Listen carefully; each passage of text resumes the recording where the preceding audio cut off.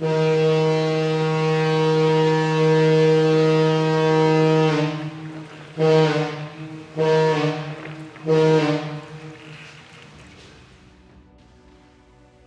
beauty out there is 81 years old.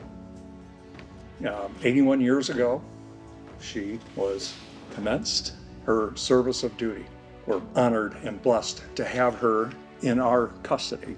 This is one of many events that we try to do on an annual basis to not only show our patriotism, but to give thanks to all veterans who have served our country, that have defended and protected our democracy.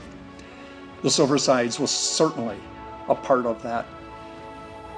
Tora, Tora, Tora! As news of Pearl Harbor spread across the land in December of 1941, Americans experienced feelings of anger, fear, sadness, and confusion. Within one segment of the population was a need for vengeance and a service of justice.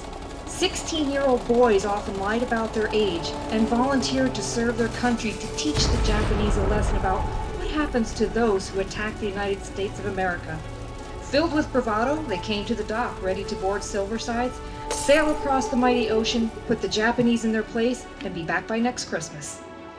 Once they set sail, there were times when maybe it felt like a fraternity weekend getaway.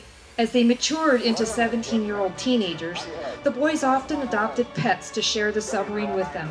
They brought their instruments like trombones on board to liven things up.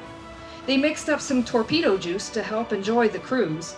Sometimes they would pull pranks like running off the submarine to help themselves to fresh fruit by grabbing bananas to take with them until the rightful owners of the banana groves chased them off with machetes.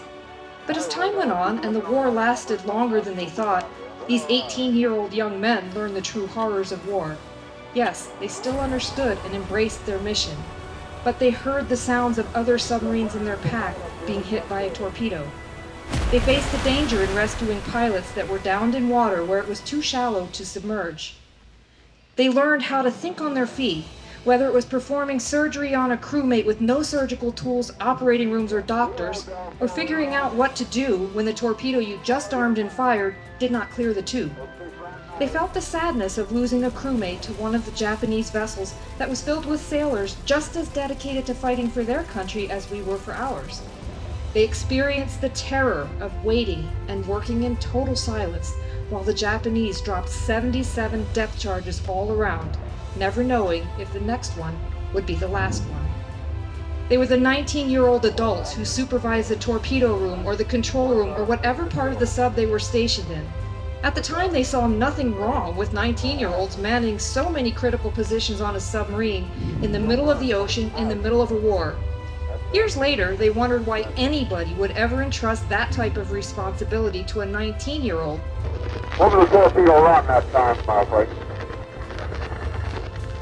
Knowing the reason was that the 19-year-olds were the only ones to choose from. Today we gather 81 years after it all began for Silversides to celebrate the accomplishments of those brave American heroes. In her warriors, Silverside sank 30 ships and damaged 14 more.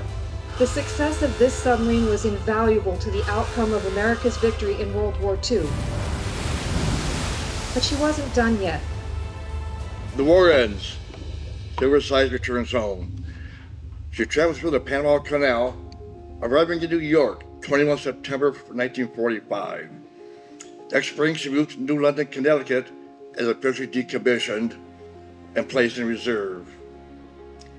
In 1947, she placed in service as a training vessel for Navy reservists in the Chicago area, something I know a bit about. I was a reservist 21 years. In June '69, her name was struck from the Navy Register. Chicago promptly applied to the Department of Navy for custody to preserve her as a memorial. She became part of the combined Great Lakes Naval Association in Chicago and was moored behind Chicago's Armory in 1973. Volunteers spent hours and some amount of their own money to restore her. These volunteers were shocked when they first walked aboard.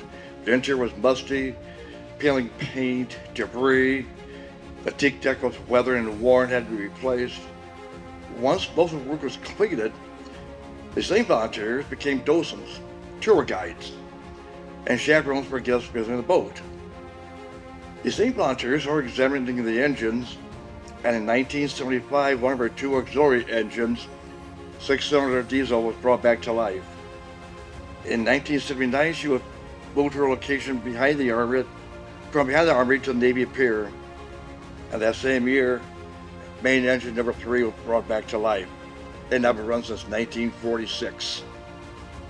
In 1984, they were successful in bringing main engine number 4 back to life.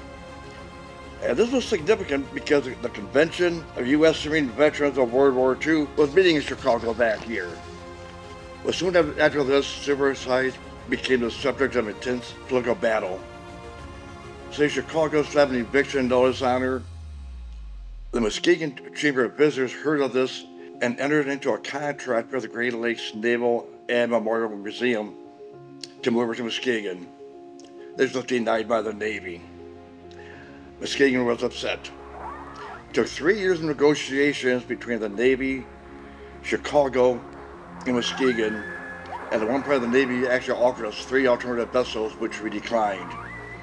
So after 3 years, the Navy approved the move to Muskegon as the Great Lakes Naval Memorial and Museum, and the sub arrived here the fall of 1987. And as in the past, once again, it needed cleaning, repairs. Once this was done, the museum started doing daily tours, and eventually, when it was safe, allowed overnights on the boat. Over the 35 years she's been here, she's hosted over 1,000 or more overnight guests. Allowing the overnight guests a very unique experience, sleeping inside WWII sub, possibly even next to a torpedo. She represents the best of the Navy, past, present, and future. And she welcomes service members who want to re-enlist, take their first oath of office, or retire. We've had numerous retirements, re-enlistments on the deck. There's no better place. She's 81. We, at the museum, proudly welcome people from all over the world every year. In some ways, we're not just a West Michigan attraction, but we're certainly a United States attraction. The fact that we have a horn that still works, the fact that we have much of the original accoutrements to the operation of the submarine still in place and somewhat operational, is a real tribute to all of our staff. The final part of our celebration today is going to be the engine start.